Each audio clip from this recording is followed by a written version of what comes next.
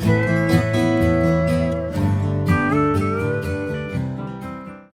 YouTube! I wanted to do a quick video reviewing abcmouse.com, which I use to sort of kind of homeschool my 3-year-old. Bear with me in this video, I am not sure how to do this. We mainly use ABC Mouse on my son's tablet, but this is really hard to record because I just have a ton of glare. Okay, I will just try not to move. So let's get started. This is what the homepage looks like when you first open it. First, let me explain why we started using ABC Mouse. I was originally using I don't want to call it boxed because it was just out of one main book of lesson plans. I was using a lesson plan, I guess, preschool curriculum for my 3-year-old. However, I got pregnant and I had a really rough pregnancy. I could not keep up with all the crafts and hands-on type of things. So we decided to take a break from preschool, resuming when I felt better, and in the interim to use something like ABC Mouse. We ended up settling on ABC Mouse, obviously, but this is what we do to keep him from having, I guess, like a dead period where he wasn't doing much of anything educational. ABC Mouse starts off with a level for toddlers. I think it starts at 18 months and goes all the way up to, I think they have 2nd grade now. ABC Mouse is also extremely affordable. I think we pay $7, $8 a month. I'm still going month to month because I'm planning on stopping in the new year and beginning again with a boxed preschool curriculum for my son. I will keep this for him if he still wants to play with it at that point, just for fun. But like I said before, I would not consider this a full curriculum. I'm not leaning on this. I would not depend on this to be a full curriculum. Let me show you a little bit of a walkthrough of what a regular lesson would look like. So to get to his planned out lessons, they're in, you know, like a scope and sequence kind of order. You click on My Learning Path, and that will take you to where he's currently at. Click on number 1. So what you see here is the level that he's at. He's currently doing preschool level 2, and the lesson that he's on, this is lesson 5, reading the letter S, part 1. And each of these is an individual activity within this lesson. So you see they have practice pages, which is, I will show you. This is kind of silly to me. But this just opens up and tells them how to say, S. There you go. Sun.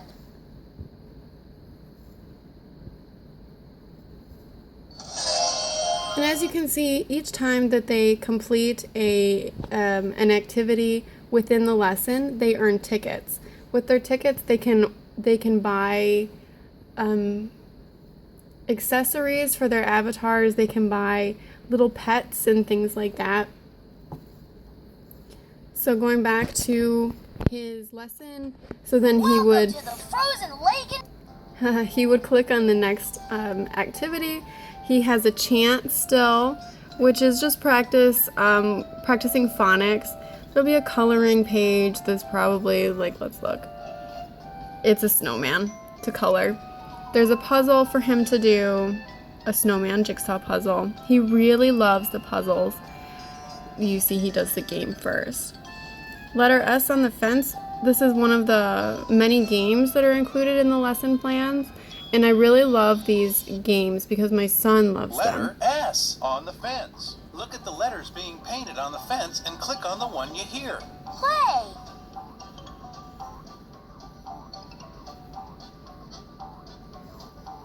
Click on the letter you hear. S.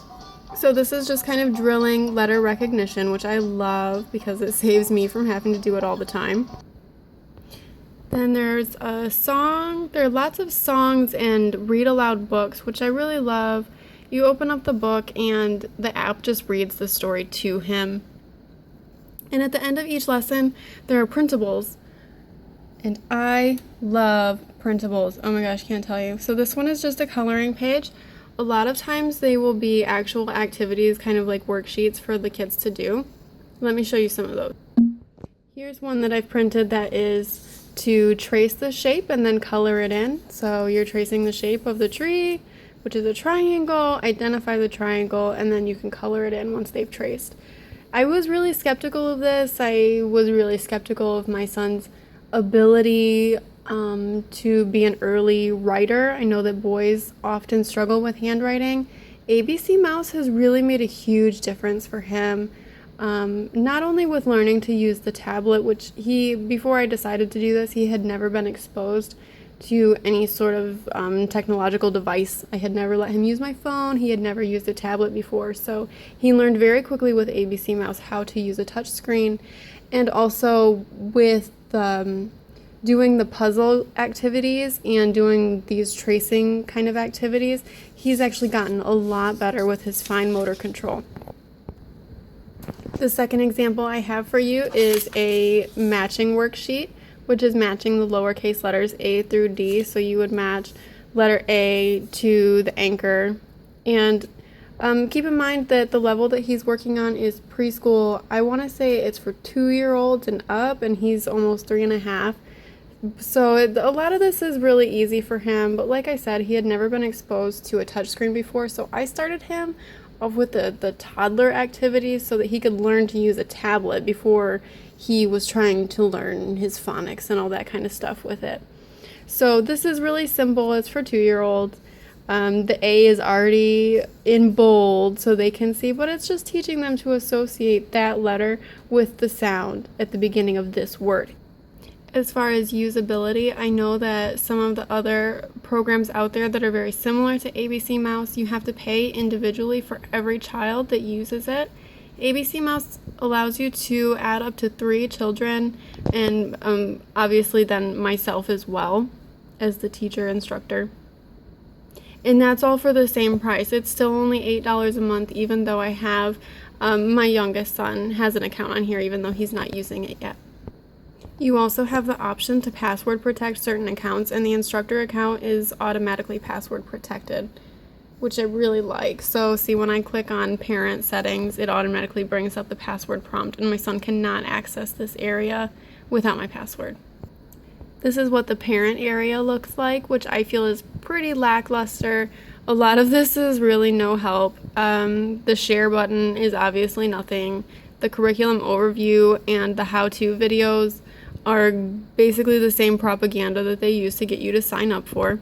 Assessments is a separate service that you have to pay for. I'm not even sure really what this does, what you would need it for. I guess if you were using this as an actual curriculum, that might be helpful, but I still don't know because we're talking about 3-year-olds here. You probably should not be grading them. Then there's the customer support, my account. The main things are the progress tracker at the top, which tracks my son's ticket progress. Remember, I said that he earns those tickets as he completes activities, so it'll show me how many tickets he's earned, how many he's spent. That's not really that helpful to me other than to see, oh, he did a lot this day, or oops, he didn't do anything this day. As far as expenditure, I really don't care what he spends his tickets on.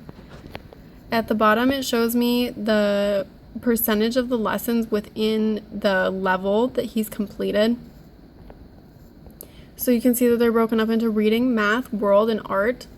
And so far, he's at the very beginning of level 2, So he hasn't completed very much. He's only completed the first 4 out of 75 lessons in this level. The second useful button in the parent settings is the child settings button. And this is just where you would set your child's level. You can start them wherever you want to. I started Wolfie on toddler time, like I said. It's designed for children 18 to 36 months. This was super duper easy. There was not a whole lot of learning going on here. Like I said, I just wanted to get him accustomed to using a touch screen. You see also the options for his account settings, setting his age and his name, what his avatar looks like. This is where you set if you want to require a password to log into the account. and other kind of strange things, like allowing him to spend tickets. I had to turn off his ability to access the other areas of the website where it says here, change site area, i.e. my room. That's what I was talking about when you can buy things for your avatar, buy pets. I had to turn that off because he wasn't doing his lessons at all. He was just messing around in that stuff and playing games. And I do actually want him to get something out of this. If you click on timer to limit the amount of time your child is allowed to play every day, you get this message saying that they're working on finishing this page. I have found that this comes up a lot with ABC Mouse, that a lot of things are unfinished. And while I'm happy that they seem to be constantly trying to improve their service, I wish that button wasn't even there to taunt me. I'll go over the different levels really quick with you. Preschool level 1 is designed for children ages 2 to 3. This is still way below my son's ability. It's only covering uppercase alphabet letters A to Q, numbers 1 to 5, circles, squares, triangles, red, yellow, blue. He's way beyond all that. He's now on preschool level 2, which is just a continuation of the first level. If you think of it in terms of semesters, that's how the levels on ABC Mouse work. So level 1 would be first semester preschool, level 2 would be second semester preschool. They're covering the uppercase alphabet letters R to Z, A to Z review, numbers 1 through 5 only still, rectangles, diamonds, stars, and the colors orange, green, and purple. Level 3 begins the pre-K level of ABC Mouse, and it's technically for children ages 3 and up, and it now covers numbers 1 through 10, the complete alphabet only in uppercase, primary and secondary colors, and I believe that's the same shapes as they covered in level 2.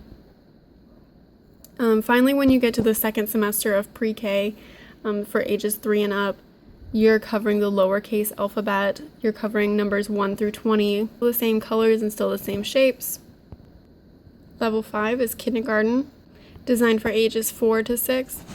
This is covering, I guess, kind of reviewing uppercase and lowercase alphabet, numbers 1 through 20, your shapes, your colors. And they also begin covering, in my mind, stuff that actually matters, like the 4 seasons.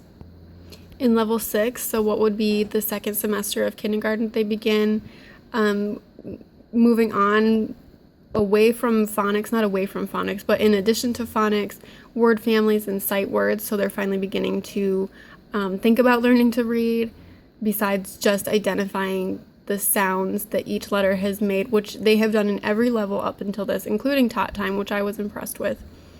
Then they start doing concepts in math, like more or less and zero. They begin a very rudimentary introduction to addition, subtraction, patterns, and they learn to tell time.